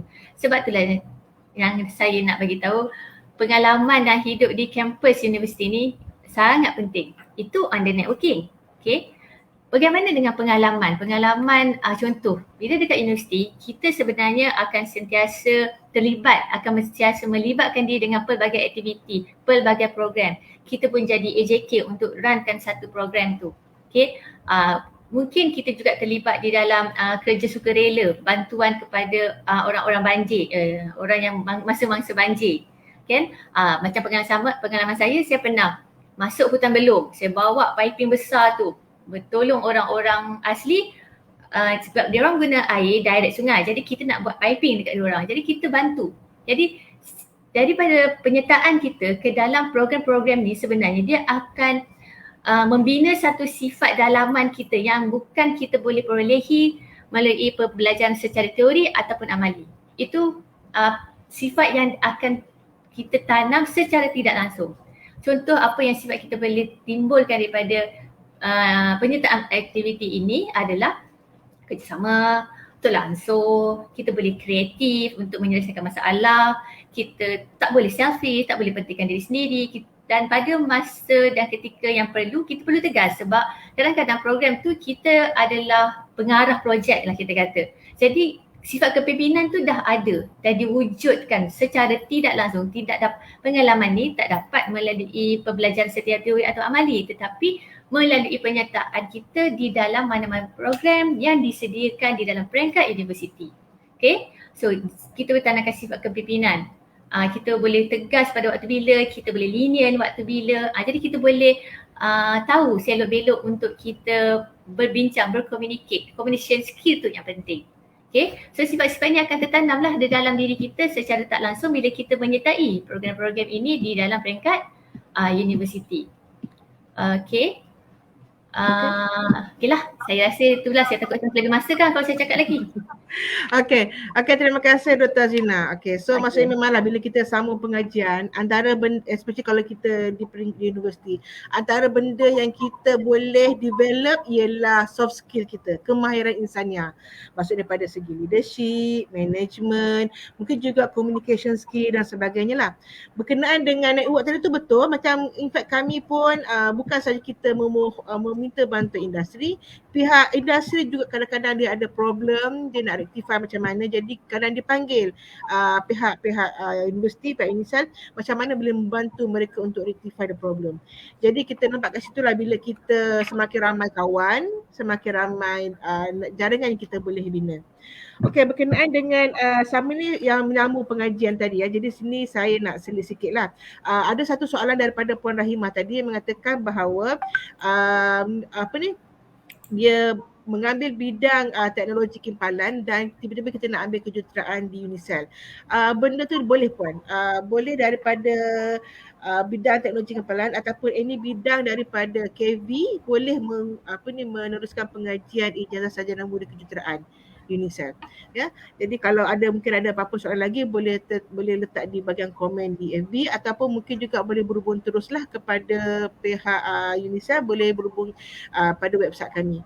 Okey, jadi berkenaan dengan menyambung pengajian ya, saya nak selitkan sedikitlah berkenaan dengan kita pelajar lepas ini peluang untuk pelajar-pelajar DVM ataupun yang lain mungkin ada di LKM atau DKM untuk sambung pengajian degree di UNISEL.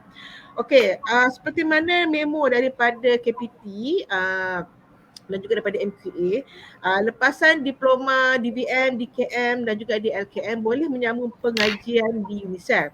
Okey, jadi kita ada beberapa syarat yang perlu kita patuhilah. Antara yang ditetapkan ialah mereka perlu menjalani kursus pengukuhan. Tapi di UNICEF ini, kursus pengukuhan kita masukkan sekali dalam program pengajian ijazah. Misal kata kalau ijazah kejuruteraan 4 tahun, so 4 tahun tambah 1 semester. Jadi maksud tidak ada tambahan pengajian lah. Dan satu lagi pula untuk lepasan DVM, DLKM dan DKM ni, mereka boleh dapat credit exemption. Dalam khusus pengajian pengukuhan kita masukkan, dan juga kita bila ada credit exemption sebagaimana yang tadi Dr. Ina ada beritahu, boleh menjimatkan tempoh masa belajar. Okey, saya patah balik untuk kursus pengukuhannya. Untuk di UNICEF, kursus pengukuhan ni bukan kita nak buat, tapi memang requirement daripada KPT. Okey, di UNICEF kita ada 3 kursus pengukuhan yang perlu mereka lakukan, dan kursus pengukuhan ini adalah secara percuma. Okay, maksudnya bukan percuma lah kita memberi beasiswa kepada pelajar DVM ini untuk melanjutkan pelajaran di ijazah jenama di UNICEF dengan memberi beasiswa untuk kursus pengukuhan. So range beasiswa untuk kursus pengukuhan dalam 1,500 hingga 1,800 lah dia punya yuran sepatutnya, dan hanya cuma perlu membayar yuran pendaftaran saja. Okey, dan selain daripada itu, seperti mana kita maklumkan untuk masuk ke degree engineering terutamanya ya, perlu ada MUAT. Ramai juga yang bertanya sebab kita dah lama tak ada MUAT kan sebab ada pandemik ni.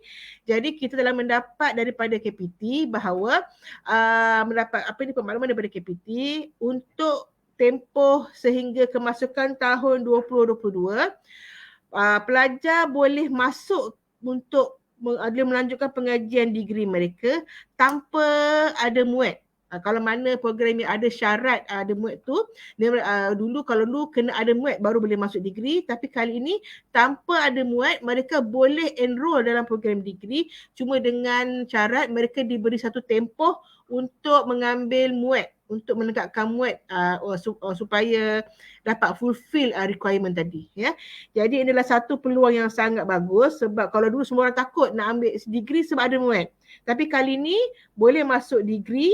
Jadi sambil buat degree kita maksudnya adik-adik semua boleh mengambil peperiksaan MUAT. Dia tak semua kursus lah yang perlu entry requirement MUAT. Okey, ada sebahagian kursus, tapi kalau untuk diploma degree engineering, degree perakaunan, mereka memerlukan MUAT sebagai entry requirement. Jadi situlah saya nak mewawarkan berkenaan dengan program yang ada di UNICEF ini, bahawa kita ada satu program pengukuhan untuk pelajar-pelajar lepasan DVM. Untuk sama pengajian ke degree, kita ada satu semester beasiswa untuk kursus pengukuhan, dan kursus pengukuhan maksudnya lebih kepada kursus yang basic lah, sebab kita jadi kita untuk memperkuatkan lagi lah background tersebut sebelum menyambung pengajian. Jadi untuk lebih lanjut bolehlah layari website kami www.unicef.edu.my, ataupun untuk tahu dengan lebih lanjut bolehlah berhubung dengan dekat website ini. Sebenarnya kita ada page fakulti yang berkenaan. So boleh juga melalui www.fakultifels.unicef.edu.my seperti mana tertera di dalam website dalam FB tadi. Okey, jadi seterusnya saya nak sebelum kita menutup kita punya FB live. Okey, saya buka kepada kedua Puan Ain dan juga Puan Fariza. Apakah tips atau harapan yang Puan Ain dan Puan Fariza akan berikan kepada pelajar yang akan menamatkan pengajian DVM mereka? So saya jemput Puan Ain dulu. Okey, terima kasih kepada Dr. Fred. Okey, saya mengambil peluang di sini menyeru kepada semua para pelajar di luar sana, sama ada graduan daripada College Vocational Malaysia ataupun pelajar-pelajar yang berada pada tahun akhir 2 DVM yang sedang menamatkan pengajian, yang mana kamu akan menduduki on job training pada tahun hadapan 2022, dan para pelajar 1 DVM, pelajar diploma tahun 1. Okey. Saya tertarik dengan apa yang telah disampaikan oleh Dr. Aizat tadi. Okay, apa yang disampaikan tadi berkenaan dengan vision board. Okay, vision board berkenaan, kalau para pelajar boleh mendengar perkongsian ini tadi. Okay, sebenarnya para pelajar boleh dah membuat. Sebab itu kita libatkan pelajar tahun 1 diploma supaya kamu dah boleh arrangekan time kamu bermula daripada kemasukan kamu diploma tahun 1 di manakah peluang dan juga ruang yang kamu boleh gunakan seperti hari ini. Buatlah pilihan yang terbaik dan tertarik juga dengan perkongsian daripada Dr. Nina tadi, iaitu membina empire, membina empire dan juga networking. Sangat bagus perkongsian daripada dua doktor ni tadi dan saya harap sangat daripada apa yang kita share pada hari ini, bukalah minda pelajar, hati dan juga rasa, pilihlah peluang yang terbaik untuk kamu. Kalau nak diikutkan, sebenarnya menyambung pengajian adalah satu keperluan dan kami di unit psikologi dan kejayaan lagi sekali sememangnya menyambut peluang yang diberikan oleh mana-mana IPT termasuklah UNICEF hari ini untuk para pelajar kami menyambung pengajian di UNICEF. InsyaAllah kita akan bekerjasama lagi lah selepas daripada ini dengan lebih dekat sebab saya tertarik sangat dengan dua-dua doktor tadi sampaikan dengan perkongsian daripada moderator sendiri. InsyaAllah kita akan buat program MOU bersama-sama dengan UNICEF dan yang lebih dekatnya kita directly dengan pelajar yang kita buat program one to one. Maksudnya pelajar diploma directly dengan penceramah daripada UNICEF. Okey, itu saja daripada saya. Terima kasih. Saya pulangkan kembali kepada moderator. Okey, terima kasih Puan Ain. Puan Fariza? Okey, terima kasih Doktor. Sebelum boleh dengar saya? Boleh ya? InsyaAllah.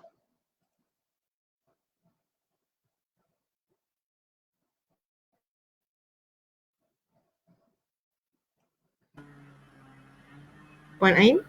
Okey, harapan tips ataupun harapan yang akan kami berikan kepada pelajar bila mana mereka menamatkan pengajian DVM ini, saya selalu sarankan kepada pelajar sebelum ataupun masa mereka melangkah ke dua DVM, pelajar should be tahulah ke mana hala tuju ataupun sudah mula mengumpul maklumat, sama ada berjumpa kaunselor ataupun diri sendiri tu ada inisiatif untuk search dan sebagainya, apa hala tuju kerjaya bila mereka ambil bidang yang diambil semasa college vocational lah. Lagi satu, kalau saya boleh bagi tips, tunjukkan performance yang bagus semasa on job training, di mana banyak graduan ataupun pelajar daripada KV Kelang yang memang dia bagus semasa on job training, selalunya akan diserap terus kerja ataupun mendapat PNGK yang tinggi lah ataupun markah yang tinggi untuk on job training, dan itu juga yang merupakan satu keperluan untuk sambung belajar juga.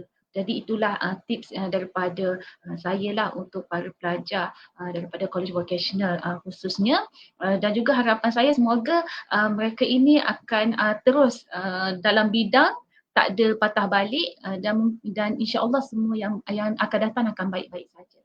Itu saja daripada saya. Terima kasih. Okey, terima kasih. Okay, terima kasih banyak Puan Fariza. Jadi kita harap kita dah dengar daripada pihak KB. So pelajar-pelajar yang dalam GBM so boleh dengar bagaimana harapan yang diberikan oleh pensyarah mereka, guru-guru mereka berkenaan dengan hala tuju mereka selepas ini, ya. Dan selepas tu juga saya menjemput Dr. Azrina dan juga Dr. Haizat. Apakah nasihat yang boleh Dr. Azrina dan Dr. Haizat berikan kepada anak-anak kita, adik-adik kita yang masih lagi terfikir-fikir sama ada nak teruskan pengajian ataupun nak memulakan kerjaya mereka. Mungkin ada beberapa nasihat ataupun kata-kata hikmat yang boleh dikongsikan. Mungkin pada Dr. Haizat boleh kot, sebab di fakulti kami dia dikenali antara engineer yang ada jiwa seni. So itu kelebihan Dr. Haizat lah. Jadi kita nampak lah, bukan engineer tu akan jadi terus kaku, kayu dan sebagainya. Dan saya percaya jiwa seni Dr. Haizat tu terbina semasa beliau menyambung pengajian. Tak begitu Dr. Haizat? Okay. So saya serahkan kepada Dr. Azrina dan Dr. Haizat untuk kata-kata sebelum kita tutup kita punya program ni. Saya jumpa Dr. Azrina dulu. Dr. Azrina mute, Dr. Azrina. Harapan saya yang pastinya saya kalau boleh berdasarkan tadi Puan Fariza dah nyatakan analisa keseluruhan kebolehpasaran tadi tu, hanya 2% yang sambung belajar kan daripada diploma kepada ijazah. Kebanyakannya terus bekerja. Saya tak salahkan lah sebenarnya nak terus bekerja tidak ada masalah. Tetapi jika diberi peluang, jika kewangan tidak menjadi masalah, saya memang alu-alukan semua adik-adik, anak-anak semua sambunglah ke peringkat ijazah. Jadi saya mengharap, kenapa? Sebab job skop pekerjaan tu sebenarnya lebih luas. Bila sampai diploma, saya faham memang kita boleh dapat kerja terus sebab tidak dinafikan pengajian dan kemahiran yang pelajar-pelajar KV dapat daripada diploma vocational tu memang iktiraf, memang dah nampak jelas you all boleh bekerja dengan jayanya secara hands on. Sebab itulah mereka ni diserap bekerja selepas LR. Tetapi tidak dilupakan juga jika kita sambung belajar ke peringkat yang lebih tinggi iaitu peringkat ijazah, walaupun tempoh masanya kita kena berkorban untuk dapatkan sesuatu yang lebih baik, lebih banyak pulangan, kita kena berkorban masa. So belajar ijazah ni adalah mengambil masa 3 tahun setengah. Jadi mungkin mungkin pada pandangan pelajar-pelajar 3 tahun setengah ni kalau saya kerja, saya dapat naikkan gaji lagi. Tetapi naik gaji hinggalah satu tahap sahaja iaitu sampai satu tahap diploma sahaja. Jadi kalaulah kita korbankan masa selepas habis DBM terus belajar ke peringkat ijazah, luangkan masa 3 tahun setengah, dapatkan lagi ilmu yang lebih, dapatkan lagi kemahiran yang lebih dari segi teknikal, dari segi teknologi, dari segi kejuruteraan. Habis belajar 3 tahun setengah, peluang pekerjaan tu lebih luas. Gaji yang dapat lebih tinggi. Okay, so saya harap dia punya peratus daripada 2% tu pada tahun 2025 saya harap kita akan naikkan lah. Kalau dulu satu kelas katalah otomotif 2 orang je yang sambung belajar, tapi lepas ni daripada 30 orang pelajar otomotif ni at least 15 orang sambung belajar ke peringkat ijazah. Okey, terima kasih. Okay, Dr. Haizat silakan. Okey, silakan Dr. Haizat. saya tak lama lah, cuma satu je saya nak cakap, fokus. Fokus ni penting. Untuk fokus dia banyak cabaran.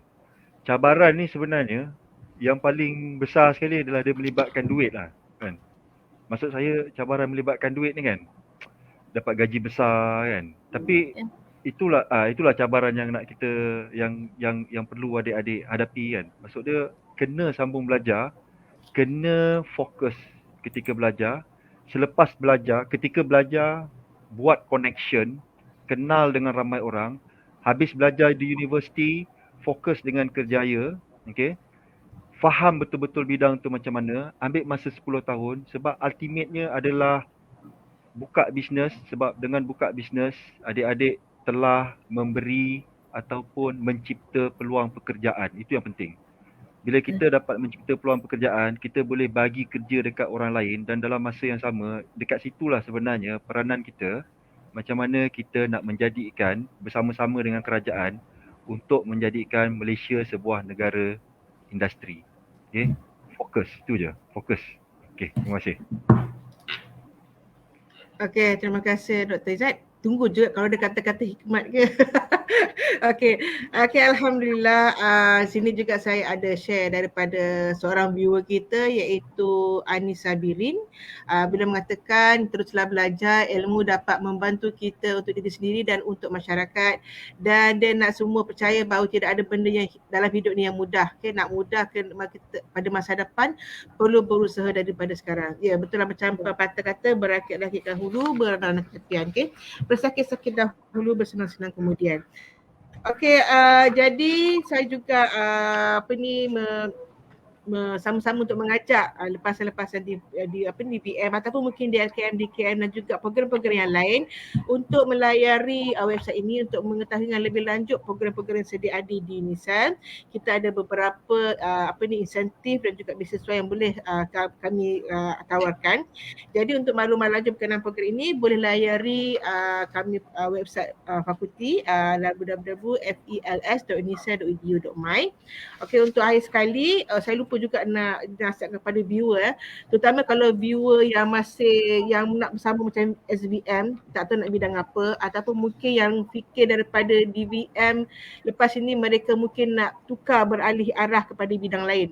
Sebab macam zaman sekarang kita tahu ramai yang suka buat bisnes online, jual tudung, jual makanan dan sebagainya.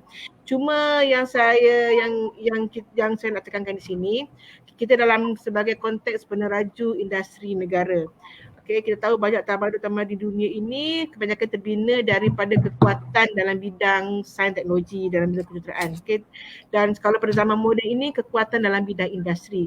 Jadi kita nak kalau boleh lebih ramai rakyat penduduk Malaysia yang terlibat dalam bidang ini. Sebab kita kalau dapat kita lihatlah, kita ada kerisauan kat sini sebab semakin bilangannya semakin kurang. Jadi kita tak maulah pada 20 tahun akan datang negara kita terpaksa mengimport pula engineer, teknologis daripada negara India, daripada negara Korea, daripada negara China, daripada Bangladesh untuk memenuhi keperluan industri negara kita. Jadi macam kalau begitu di pihak kami akan rasa sangat risaulah kalau benda ini berlaku. Pada masa sekarang kita nampak ramai dah mula beralih arah daripada bidang vocational dengan teknologi kejuruteraan kepada bidang lain. Jadi seperti mana yang kedua-dua cikgu tadi beritahu, kalau boleh kekal dalam bidang ini, peluang tu tetap ada. Okay, peluang tu tetap ada. Macam saya juga tadi juga lah, saya dengan Dr. Azina kami ni hampir sebaya macam nak menuju ke arah warga emas, tapi Dr. Azina masih sibuk lagi lah. Okay. Jadi semasa kalau kami dulu lah, kalau kami dulu apabila perbandingan lah mungkin anak fikir kalau masuk U tu mungkin satu cabaran yang besar. Jadi kita nampak perubahan maturity tu bertambah apabila kita menyambung pengajian, kita juga boleh nampak bigger, lebih banyak skop. Dan selalunya selepas kita habis pengajian, tak kisah universiti ke diploma ke DVM ke IPT mana pun, dia 10-15 tahun pertama itu yang kritikal. Dan selepas itu baru kita nampak. Okay, macam sekarang kami lah, saya rasa rata-rata panel ni pun selepas 10-15 tahun baru kita nampak kita punya rakan-rakan yang lain, maksudnya tidak ada banyak perbezaan pun. Dia penting yang pada masa sekarang adalah peluang. So sekarang kita ada peluang untuk menyambung pengajian. Okay, kita bina kita punya jati diri, kemahiran, terutama kemahiran insaniah kita dan juga konten kita, network kita sebagaimana pernah cakap tadi, supaya kita boleh melengkapkan diri kita dan mempersiapkan diri dalam tempoh 10 tahun itu supaya pada masa akan datang kita boleh lebih maju, lebih berjaya dan juga secara langsung kita boleh membantu yang lain-lain. Itu pun fardu kifayah jugalah tu kan. Kita pada masa sekarang kita kalau boleh kita create pekerjaan. Bukan kita mencari pekerjaan. Nak create pekerjaan itu yang susah sebenarnya. Kalau kita ada kemahiran itu kita boleh sebab untuk pekerjaan itu adalah satu yang sangat baik sebab seolah kita membuka peluang rezeki kepada orang lain. Okey, saya pula cakap banyak, agaknya nak lepas jadi panel kot. Okey, so itu saja kepada semua viewer. So viewer ini boleh FB Live ini akan tersimpan dan boleh juga di-share kepada yang lain. Mungkin ada pihak viewer yang tidak sempat, mungkin ada rakan-rakan yang tidak sempat untuk mendengar secara penuh berkenaan dengan apa kontennya ni. Konten kita punya forum ni sangat bagus. So memberi peluang dan minda untuk nampak apakah peluang kita yang ada yang boleh anak-anak kita, anak-anak lah sebab kami dah sampai warga emas, anak-anak ataupun adik kita, Dr. Aizat je panggil adik, dia masih muda lagi. Okay, so anak-anak untuk mereka menjama pengajian. Okay, itu saja daripada kami. Terima kasih. Assalamualaikum dan salam sejahtera. Okay, jumpa anda di UNICEF. Okay, terima kasih. Terima kasih. Sama-sama. Assalamualaikum. Terima kasih. Assalamualaikum. Okay, assalamualaikum. Salam sejahtera. Terima kasih semua. Terima kasih. Terima kasih semua panel.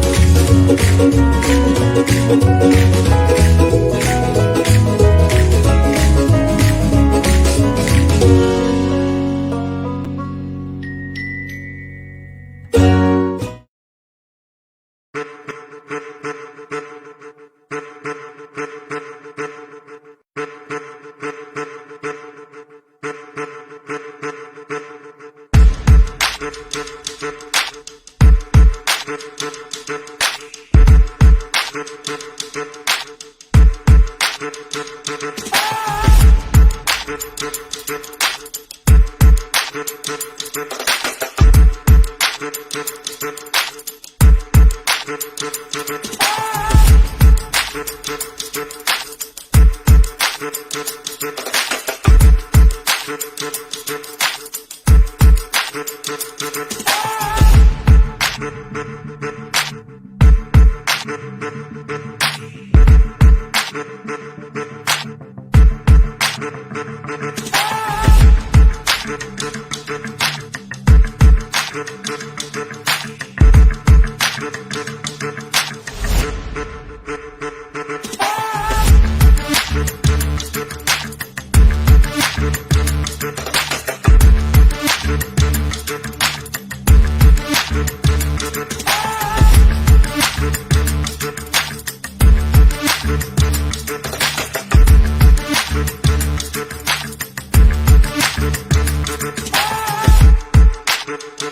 you.